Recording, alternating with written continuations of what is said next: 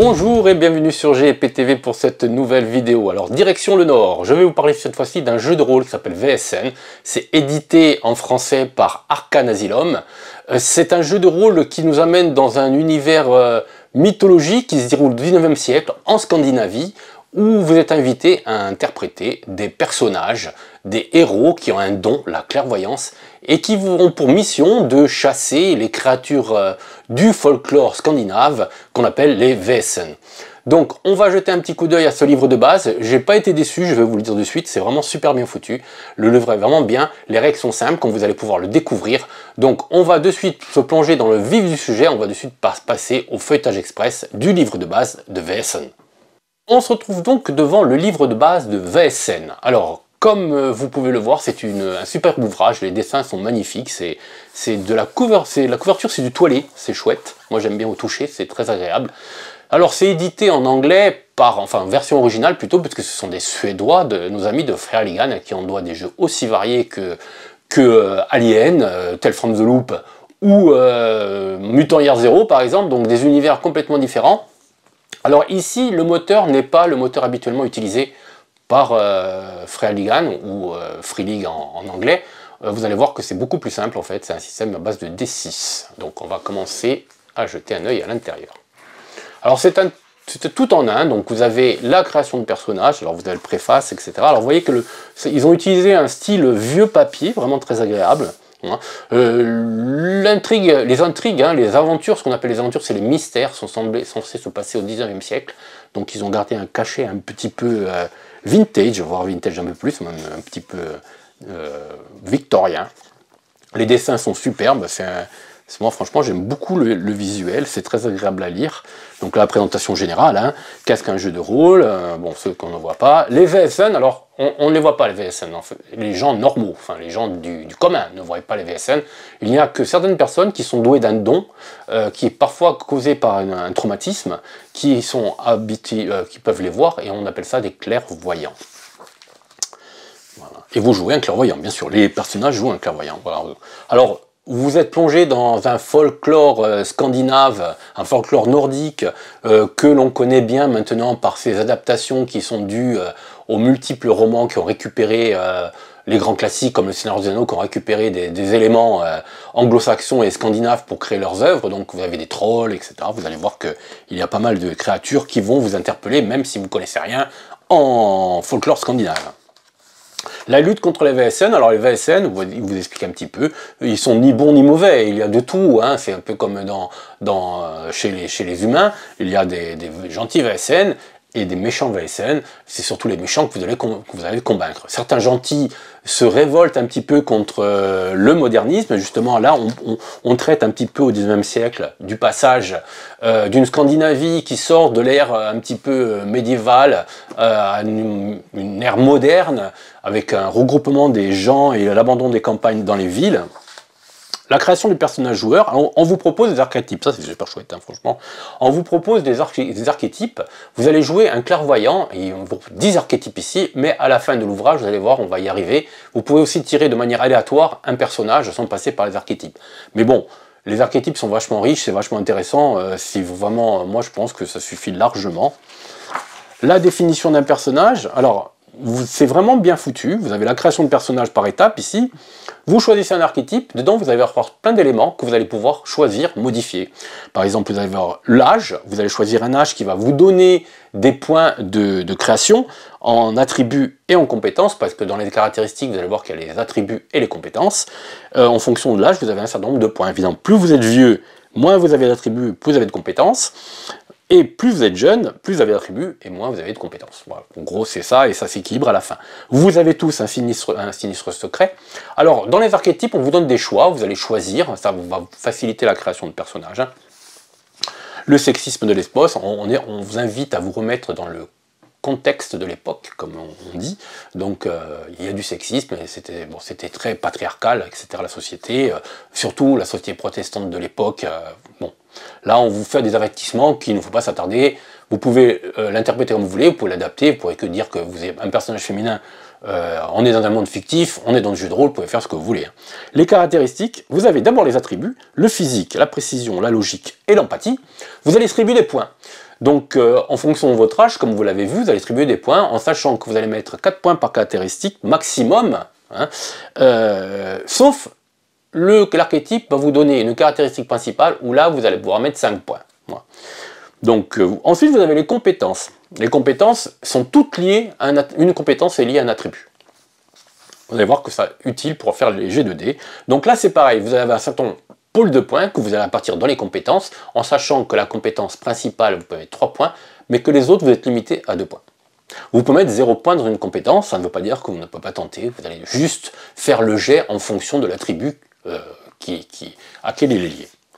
Divers, les relations, les ressources, vous allez voir que ça peut servir. Les ressources, ça sert essentiellement, il y a un système vachement bien où vous pouvez faire évoluer votre domaine. Vous allez voir que c'est le château dans lequel c'est le château de la société que vous avez récupéré avec vos amis joueurs, et vous allez le restaurer parce qu'il a été abandonné depuis longtemps, etc. Donc il est un petit peu en délabrement, donc il va falloir le réparer, l'améliorer. Voilà, donc les ressources vont servir à améliorer ça en fonction de votre ressource. Vous allez avoir un potentiel à chaque fin de mystère pour pouvoir faire évoluer votre domaine. Les objets fétiches, l'équipement, les états. Alors les états, il n'y a pas de point de vie, il y a un système d'états, il y a des états. Plus vous prenez des états et plus vous avez vers l'état brisé, et au-delà de l'état brisé, si vous avez encore un état supplémentaire, vous allez être mourant, vous allez faire, on va le voir de suite, un jet sur les blessures critiques. Voilà, en gros c'est ça. Donc là on arrive sur les archétypes. Vous avez le chasseur, alors vous avez toujours une illustration, toujours aussi jolie, le nom, le prénom, la motivation. Alors là vous avez 3 motivations. Par exemple pour le chasseur, vous avez la chose qui a attaqué, ma famille doit être détruite, vivre en harmonie avec la nature, ajouter à mon tableau de chasse un gibier fantastique. Là, vous choisissez une motivation. Vous pouvez l'inventer, hein. Ça c'est des guides. Vous avez aussi un traumatisme. J'étais attaqué par les branches d'un asquet froid, je me suis cassé la jambe dans les bois, mais un vieux lanternier m'a guidé chez moi, j'ai été capturé à l'eau par un troll des montagnes, et je suis resté prisonnier de ces bas pétrifiés. Voilà, vous choisissez aussi un. Le sinistre secret, c'est pareil, vous en choisissez un. J'ai vendu mon âme, je n'arrive pas à contrôler mes accès de rage, j'ai eu des enfants avec un Vazen, j'essaie de le prononcer correctement, hein. J'ai été sur les guides de langue suédoise pour essayer, mais bon, je suis pas doué. Les relations, choisissez une option pour définir votre relation avec chacun des autres personnages joueurs ou inventez les vôtres. Alors à chaque personnage, vu que vous êtes un groupe assez soudé, puisque vous êtes au sein de la même société, dans le même bâtiment, vous avez des relations avec les personnages, donc vous pouvez les créer vous-même, mais vous avez aussi des guides. Par ici, le chasseur, tu m'attires, je déteste les petits tyrans comme toi, tu n'es qu'un citadin ramolli. Bon, l'essentiel c'est de créer de l'interaction entre les personnages, de créer du roleplay, etc. Et là, vous avez du technique. L'attribut principal, c'est précision. Comme je vous dis, vous pouvez mettre 5 points. La compétence principale, c'est le combat à distance. Comme je vous l'ai dit, vous pouvez mettre 3 points. Le talent, c'est herboriste, limier ou tireur d'élite. Il va en falloir choisir un. Le talent, vous allez voir que c'est une capacité spéciale qui va pouvoir vous donner des avantages divers. Ressources, c'est entre 2 et 4. L'équipement, fusil, couteau de chasse ou chien de chasse, piège ou équipement de chasse. Voilà. Là, vous avez votre archétype. Suite à ça, vous allez pouvoir créer votre personnage en sachant vos priorités qui sont les attributs principaux, la compétence principale. Vous voyez, c'est relativement simple. Vous avez le détective privé, le domestique, l'écrivain, le médecin, l'occultiste, l'officier, le prêtre, l'universitaire, le vagabond. Alors comme d'habitude dans les bouquins de Frère Ligan, c'est toujours super bien foutu tout ce qui est au niveau de l'esthétique et des dessins. C'est vraiment super beau, quoi. Alors là vous avez les compétences. Le test de compétences, comme je vous expliquais, vous avez un attribut, alors on vous explique en détail, là vous avez toutes les compétences qui sont, vous n'avez pas 40 000, hein, vous voyez, on n'est pas dans RunQuest, vous n'avez pas 3 colonnes de compétences, ici vous en avez qu'une assez simple, voilà. Donc le meneur de jeu va toujours vous dire la compétence qui est la plus proche de l'action que vous voulez effectuer. Vous ajoutez la valeur de compétence plus la valeur de l'attribut, ça vous fait un nombre de D6 que vous allez lancer. Chaque D6, c'est une réussite. Voilà, en sachant qu'il suffit en général d'un seul D6 pour réussir son action. Les D6 supplémentaires vont pouvoir vous donner des effets différents en fonction de l'action entreprise, notamment dans les combats. Vous allez voir que ça augmente les dégâts. Voilà, les modificateurs, il peut avoir des modificateurs positifs, on vous ajoute des dés, on vous enlève des dés, etc. Vous voyez que c'est super simple. Si vous n'êtes pas content, vous pouvez aussi forcer le jet, c'est-à-dire que vous relancez les dés, sauf les 6, mais vous lancez, vous subissez un état, pardon, vous subissez un état. Donc si vous étiez normal, vous passez un peu fatigué, bon, à chaque fois, vous pouvez lancer les dés et vous retrouvez brisé, vous avez le droit. Hein. Donc en gros, c'est l'acte héroïque comme on peut l'imaginer. Voilà, être brisé pour réussir, c'est là. Les états, voilà, vous avez plusieurs états évidemment. Quand vous allez arriver à un certain seuil d'état brisé, au-delà, bah, vous êtes hors de combat, comme je disais. Là, vous avez les états et les compétences liées, c'est-à-dire que les états physiques, c'est le physique et la précision. Les états mentaux, c'est la logique et l'empathie. En sachant que l'état mental, il y a une gestion de terreur. Vous avez vu ici que c'est super simple, qui justement affecte votre état mental. Les niveaux de difficulté, alors le meneur de jeu, en fonction de la difficulté, peut vous demander un nombre de réussites supplémentaires au-delà de 1. Voilà, si vous entamez quelque chose de vraiment compliqué. S'entraider, on peut s'entraider, c'est-à-dire que un personnage va pouvoir ajouter ses réussites aux autres. Les actions pareilles, les jeux opposés, bah, c'est celui qui fait le plus de réussites qui l'emporte. C'est aussi simple que ça. Les réussites supplémentaires, là justement on vous explique que les réussites supplémentaires peuvent servir à avoir des effets supplémentaires. Vous pouvez même améliorer le score de quelqu'un d'autre, etc. Les compétences, vous avez une liste de compétences. Bon, vous avez l'agilité, bon, on va pas s'attarder parce que c'est des compétences, combat rapproché, force, voilà, médecine, précision, inspiration. Les talents, alors là vous avez une liste de talents en fonction de chaque archétype, vous avez 3 talents qui sont proposés. Le joueur va choisir un talent au début. Il va pouvoir ensuite, à fur et à mesure qu'il va grimper, qu'il va s'améliorer, il va pouvoir choisir des talents, mais pas forcément dans le talent de son métier. Il va pouvoir, dans son archétype, pardon, il va pouvoir prendre des talents un petit peu partout. Mais il faut vraiment qu'il les justifie auprès du meneur du jeu, évidemment. Le talent d'officier, talent universitaire, talent de vagabond, talent généraux. Conflits et blessures. Alors, je vous ai un petit peu présenté comment ça marchait. Ce n'est pas vraiment compliqué. Vous lancez des dés, par exemple, là, vous avez une explication. Alors, au niveau des distances, c'est vraiment super simple. Il n'y a pas de notion de mètre, etc. Vous n'êtes pas dans un jeu simulationniste. Pas besoin de plateau avec des autres. Il y a juste des zones. Vous avez 3 zones, la plus proche. Vous avez la première zone qui est à distance où vous tirez au pistolet, où vous pouvez lancer un couteau, ou tirer une flèche. Et vous avez la zone 2, c'est la zone la plus éloignée, où là, il faut un fusil, par exemple, pour atteindre cette zone. Donc voilà, ça se résume à ça. Donc c'est vraiment super simple. L'initiative, c'est un système de cartes. Alors, vous pouvez utiliser n'importe quel système. Vous pouvez lancer un D10, hein, vous lancez un D10, celui qui fait le meilleur. Mais le système de cartes est assez intéressant. Pourquoi?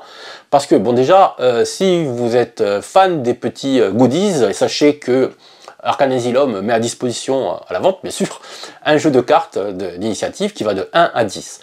Chacun tire une carte, le meneur de jeu aussi, il peut évidemment tirer une carte s'il souhaite faire une seule initiative pour toutes les créatures VSN qu'il maîtrise, sauf peut-être une qui est différente, et chacun va montrer la carte. Celui qui a la carte la plus basse va jouer en premier. Mais vous pouvez aussi discuter entre vous, les joueurs, hein, avant de commencer le round de combat, pour échanger les cartes initiatives. Voilà, bon, c'est ce qui fait un petit peu l'originalité du truc. À part ça, bon, les cartes c'est vraiment un petit peu anecdotique, on dira, hein, sauf si vous voulez avoir des super jolies cartes d'industrie. Vous pouvez utiliser des cartes tout à fait classiques, là c'est le 1 quoi, par exemple. Bon, là vous avez tiré l'initiative, maintenant il va falloir se battre. Il va falloir agir, du moins. Vous avez une action rapide par round et une action lente. Les actions rapides, ce sont des actions qui nécessitent très peu de temps, parler, etc. Mais il y a aussi l'action se défendre et esquiver. Donc il va falloir faire très attention parce que vous n'en avez qu'une. Donc vous allez pouvoir dépenser une action rapide pour esquiver ou défendre quand vous êtes attaqué. Les actions lentes, bah, c'est l'attaque, c'est certaines actions spéciales comme ouvrir un coffre, ou, bon, bref, c'est tout ce qui nécessite un petit peu de temps, un petit peu d'effort dans le jeu. Comment vous allez le faire? En fonction de ce que vous allez taper, par exemple, si vous utilisez une arme de corps à corps, vous allez utiliser la force. Donc vous allez lancer le combat. Là, il explique un petit peu le combat à distance, par exemple, pour à distance. Et je crois que j'ai un peu décroché du truc, j'étais un petit peu trop vite. Un test de force pour une action lente pour dégager un gravat, par exemple. C'est pas là. C'est où bon, on va y arriver peut-être. Hein, voilà. Ah bah, mais c'est après, en fait. Voilà. Alors, vous avez l'action lente ici et l'action rapide ici. J'ai été un petit peu trop vite dans ma description, mais en fait, vous avez le définitif ici. Voilà, le combat rapproché, vous prenez force et combat rapproché, vous lancez le pôle de dés qui correspond. Voilà. Chaque 6 réussi, c'est une réussite. Les réussites au-delà, vous en faites 2 par exemple, vous allez ajouter un état. Et c'est l'arme qui détermine le nombre d'états. Voilà, vous allez voir qu'un petit peu plus loin, il y a un tableau d'armes qui va vous dire exactement combien d'états inflige lors d'un combat l'arme.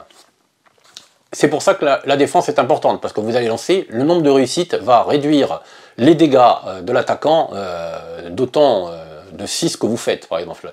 Si l'attaquant fait 3-6 et que vous en faites 2, vous allez subir qu'un seul état. Voilà. Donc il est très très important de garder une action rapide au moins pour esquiver ou pour parer.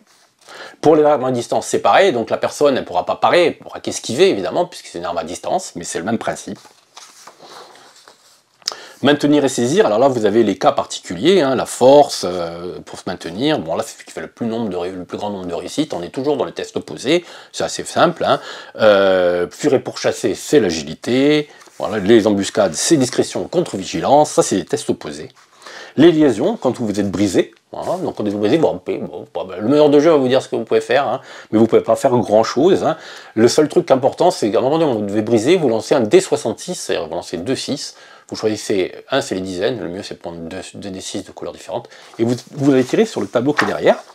Si c'est une blessure critique physique, c'est ici, par exemple 31, la conséquence c'est dent délogée.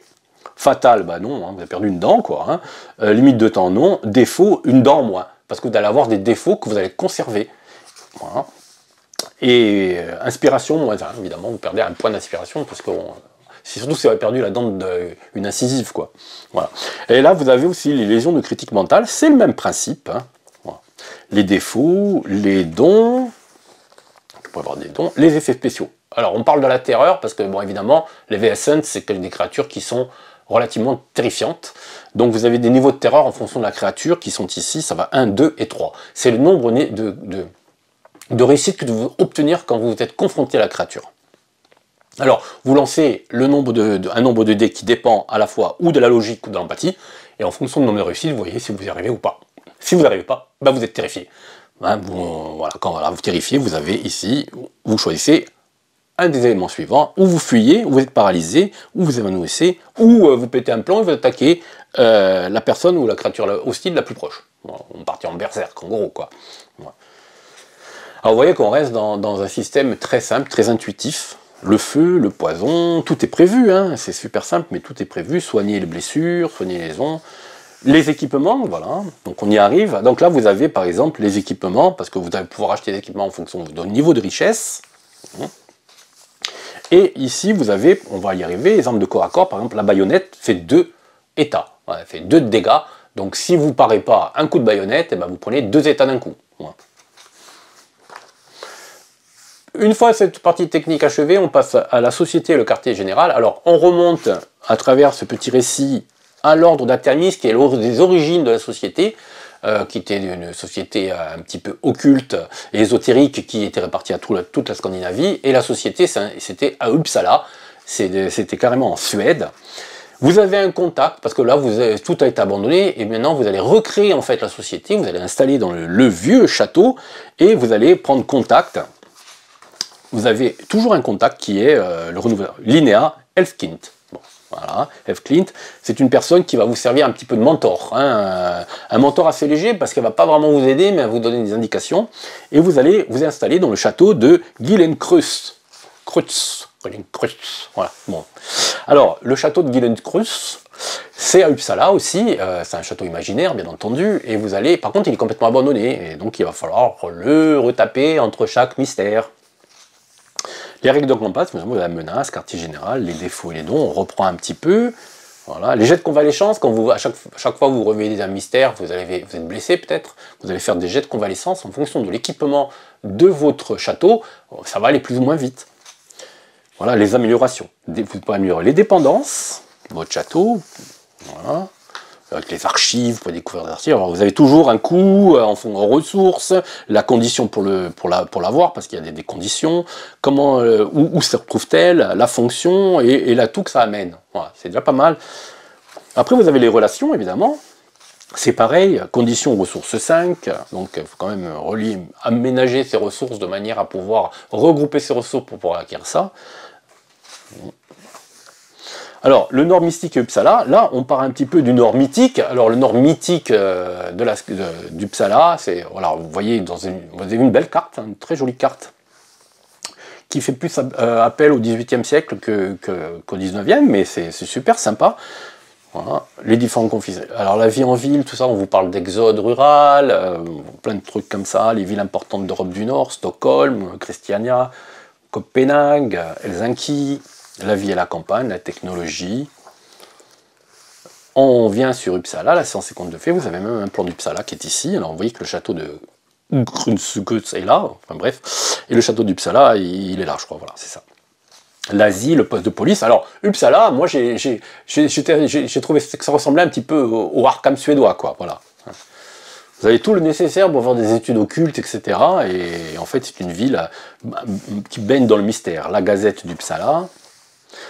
Alors, il faut savoir que vous passez un peu... on est dans un 19e qui se modernise, un 19e, une Suède qui s'industrialise. Donc, vous êtes plus ou moins considérés comme des farfelus si vous commencez à parler de VSN, etc. Donc, vous êtes aussi... Vous risquez de finir dans un asile d'aliénés. Hein, donc, il faut éviter quand même de crier à bout de champ que vous voyez des trolls et d'autres créatures diverses, parce que là, vous allez terminer directement en camisole de force.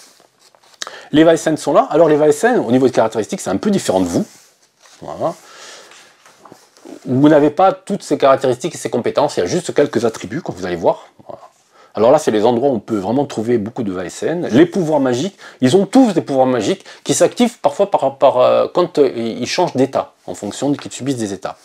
Voilà. Enchantement, les malédictions, les sorts des trolls.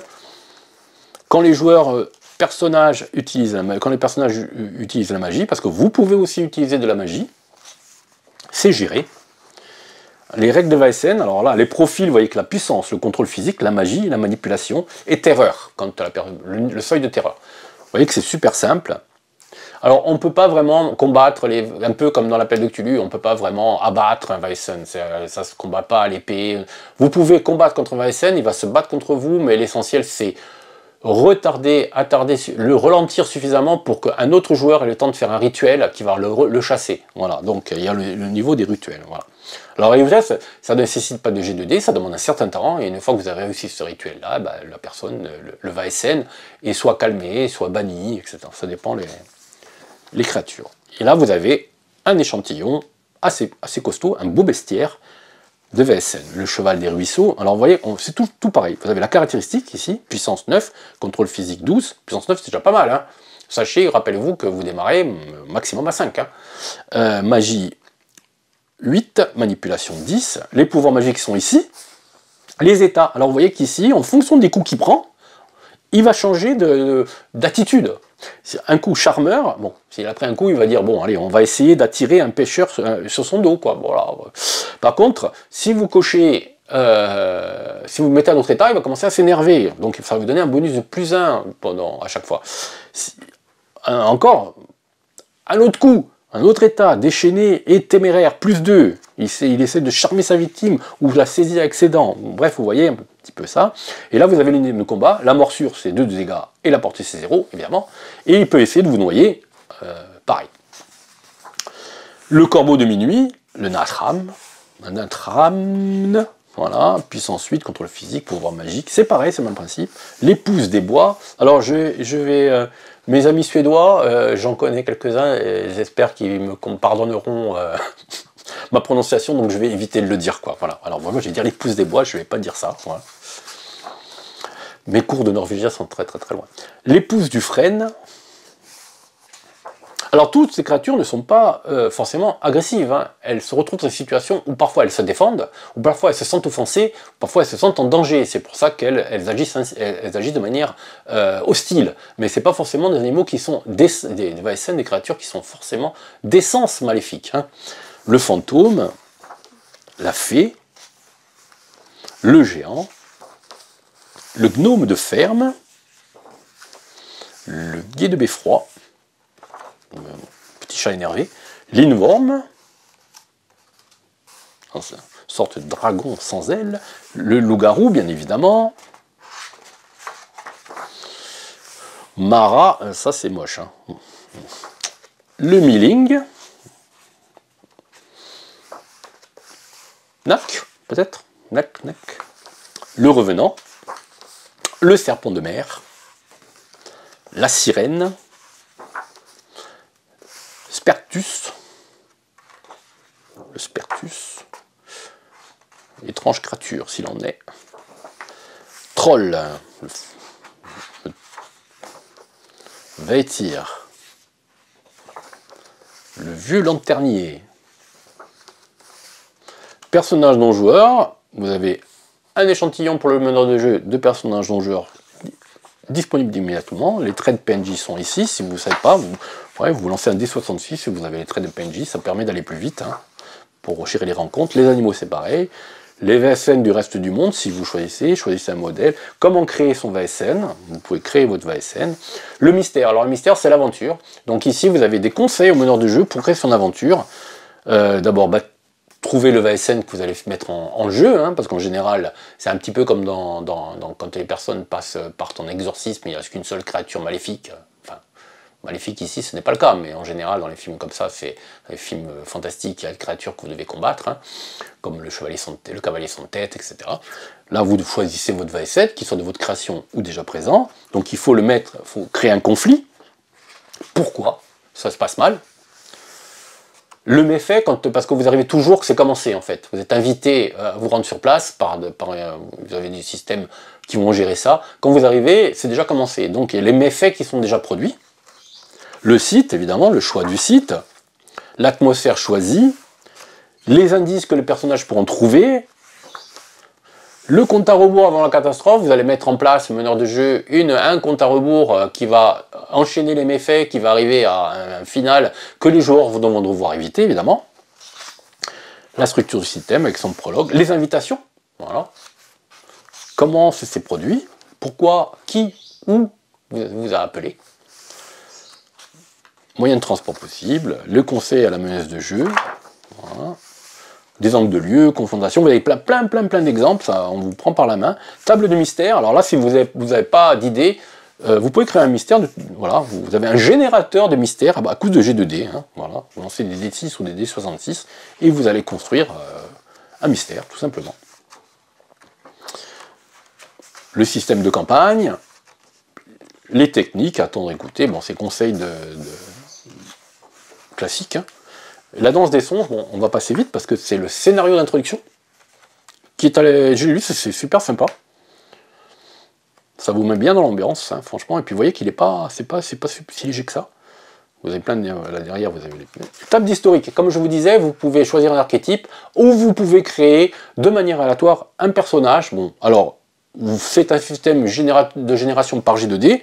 Si vous avez envie, vous pouvez procéder comme ça. Vous voyez qu'ici, la jeunesse, ouvrier, en fonction des G2D que vous avez fait, la profession, les parcours de vie. Ça va vous donner des points d'attribut, voilà, des points de compétence ici, à chaque fois que vous lancez un dé. Bon, vous allez c'est un générateur hein, de personnages, tout simplement. Voilà. Et la fiche de personnage, très sympathique. Voilà. Avec la fiche de quartier général, avec les... Vous voyez ici, vous pouvez marquer toutes les améliorations que votre quartier général a pu voir aboutir. Voilà. Voilà. Ça, c'est VSN.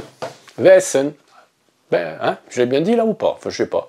Alors, tous les conseillers linguistiques sont les bienvenus sur cette vidéo. Donc, voilà. Donc, si vous avez aimé cette vidéo, n'hésitez pas à la partager avec vos amis, à mettre un petit pouce en dessous, et si ce n'est pas encore déjà fait, à vous abonner à la chaîne GPTV. À bientôt pour une nouvelle vidéo, un nouveau feuilletage express, ou une nouvelle présentation. Enfin, j'en sais rien encore, on verra. À bientôt.